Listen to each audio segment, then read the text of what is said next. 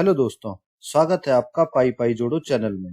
दोस्तों, हम आज इमोशनली कुछ फैसले लेते हैं और कुछ साल बाद जब हम उन फैसलों के बारे में सोचते हैं तो हमें लगता है कि काश हमने कुछ और फैसला लिया होता तो आज हम वेल्दी होते या हमारी लाइफ कुछ और होती। इसको मैं एक एग्जाम्पल से समझाता हूँ। जैसे आपको कोई आज सलाह दे कि एबीसी आईटी कंपनी है, यह बहुत अच्छी है, इसमें अगर 5,000 या 6,000 आप इन्वेस्ट कर दें तो फ्यूचर में अच्छा रिटर्न मिल सकता है, और आप उसकी बात अनसुनी कर दो और फ्यूचर में आप देखो तो सचमुच में वह कंपनी अच्छा रिटर्न दे तो आप बहुत पछताओगे। जैसे कि अगर आज से 30 साल पहले यानी कि 1990 में विप्रो कंपनी के शेयर अगर आपने 1,000 रुपए के लिए हुए होते तो आज उनकी वैल्यू 4 करोड़ की होती।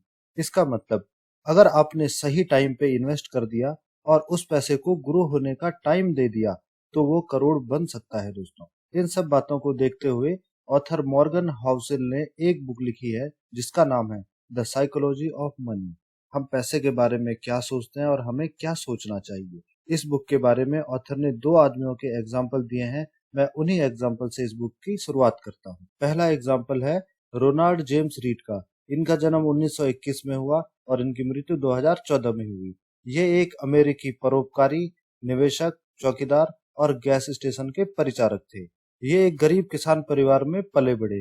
वह अपनी हाई स्कूल के लिए रोजाना 6.5 किलोमीटर पैदल जाते थे। उन्होंने लगभग 25 वर्षों तक गैस स्टेशन पे परिचारक और मैकेनिक के रूप में काम किया और फिर जैसे पेनी में चौकीदारी की नौकरी की, जहां उन्होंने 17 साल तक काम किया।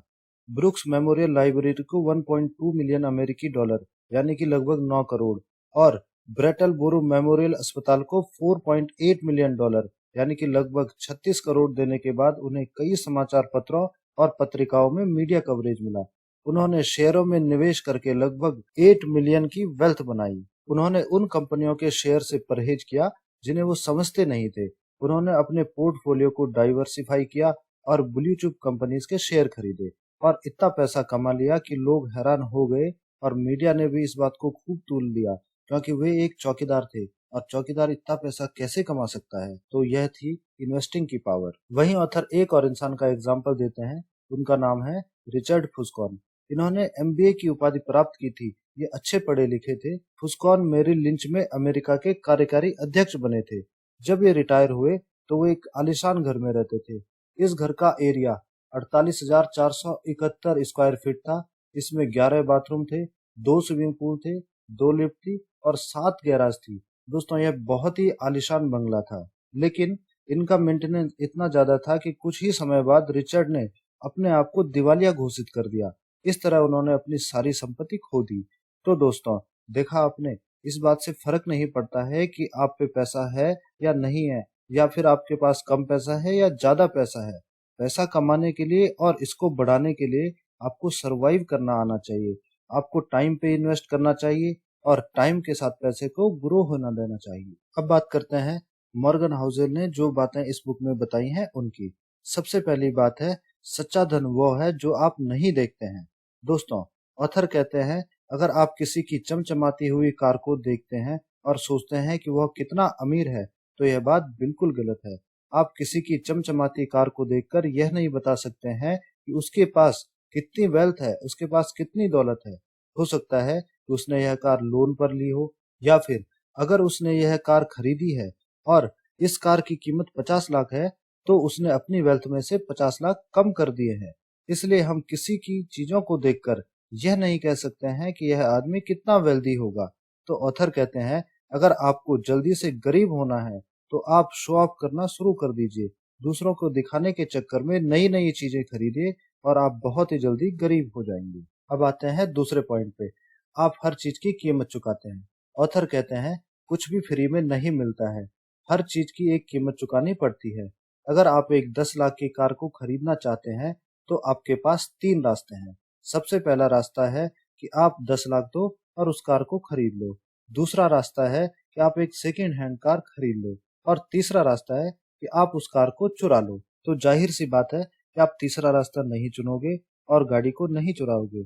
तो अब अगर आप एक प्लान बना के इन्वेस्ट करते हो और अपने पैसों को टाइम देते हो ग्रो होने का, तो आप पक्का ही इस कार को खरीद पाओगे। आपको इन्वेस्ट करना होगा। लोग इन्वेस्ट तो करते हैं बट वो एफडी या आरडी या फिर गोल्ड में करते हैं और म्यूचुअल फंड या शेयर को इग्नोर कर देते हैं, ये सोचते हुए कि इसमें बहुत ज्यादा रिस्क है, जबकि सबसे ज्यादा रिटर्न यहीं से मिलता है। और साथ ही लोग अपने ऊपर इन्वेस्ट नहीं करते हैं, वो अपने स्किल्स को नहीं बढ़ाते हैं और कुछ नया ना सीखने की वजह से हमेशा पीछे रहते हैं। तो दोस्तों, आपको अपने ऊपर हमेशा इन्वेस्ट करना है। अब आते हैं तीसरे पॉइंट पे, अमीर बनना और अमीर बने रहना। दोस्तों, आपको मैंने स्टार्ट में दो एग्जांपल दिए थे, रोनाल्ड जेम्स रीड और रिचर्ड फुसकॉन का।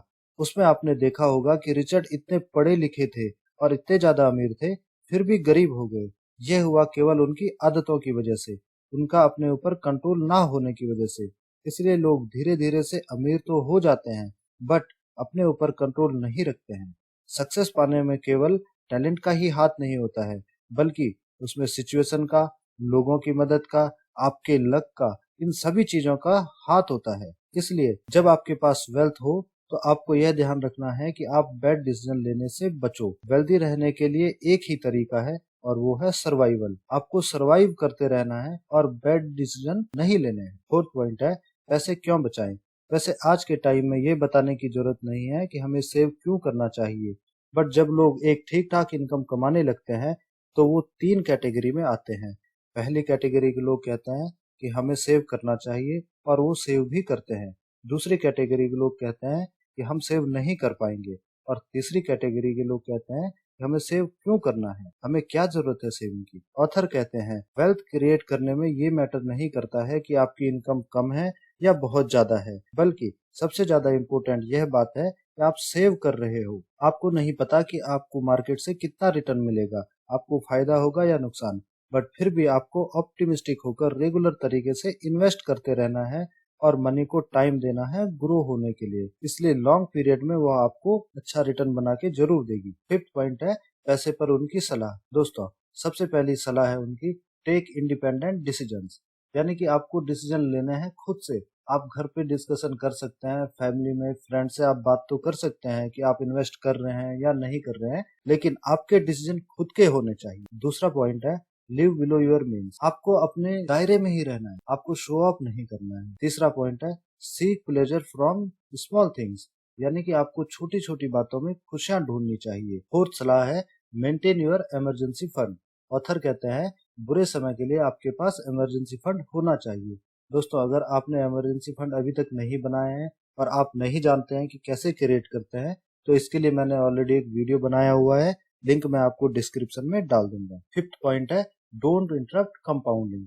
ऑथर कहते हैं अपने इन्वेस्टमेंट को लॉन्ग टाइम के लिए होल्ड करके रखो, जिससे कि आपको कंपाउंड इंटरेस्ट मिलेगा और उसके कारण से आपकी वेल्थ बहुत ज्यादा ग्रो करेगी। उनकी छठवीं सलाह है, लॉन्ग टर्म इन्वेस्टमेंट। दोस्तों, ऑथर कहते हैं हमें लॉन्ग टर्म के लिए ही सोच करके इन्वेस्ट करना चाहिए। दोस्तों, सिक्स पॉइंट है, इतना पर्याप्त है। दोस्तों, ऑथर कहते हैं आपको अपनी लिमिट पता होनी चाहिए कि आपके लिए कितना अमाउंट पर्याप्त है। आपको अपना गोल सेट कर देना है और उस गोल को चेंज नहीं करना है, वरना आपके पैसों की कमी कभी पूरी नहीं होगी। इसलिए आप हमेशा पैसों के पीछे भागते रहोगे और हैप्पीनेस का एहसास नहीं करोगे। इसलिए दोस्तों, आपको अपना गोल सेट कर लेना है और साथ ही दूसरों से खुद की तुलना ना करें कि उसके पास ये चीज है तो मेरे पास भी होनी चाहिए। आपको खुद को कंपेयर नहीं करना है और अपने गोल को देखते हुए इन्वेस्ट करते रहना है। तो दोस्तों, ये थी इम्पोर्टेंट बातें जो ऑथर ने इस बुक में कवर की हैं। आप एक बार इस बुक को जरूर पढ़िए। यह वीडियो आपको कैसा लगा मुझे कमेंट सेक्शन में बताइए और साथ ही अपने फ्रेंड्स के साथ इसको शेयर कीजिए ताकि सभी को इसका नॉलेज मिल सके। दोस्तों, अगर आपने चैनल को अभी तक सब्सक्राइब नहीं किया है तो आप चैनल को सब्सक्राइब कर दीजिए और बेल आइकन को दबाना ना भूलें ताकि आपको लेटेस्ट वीडियो के नोटिफिकेशन आते रहें। थैंक्स फॉर वॉचिंग दोस्तों।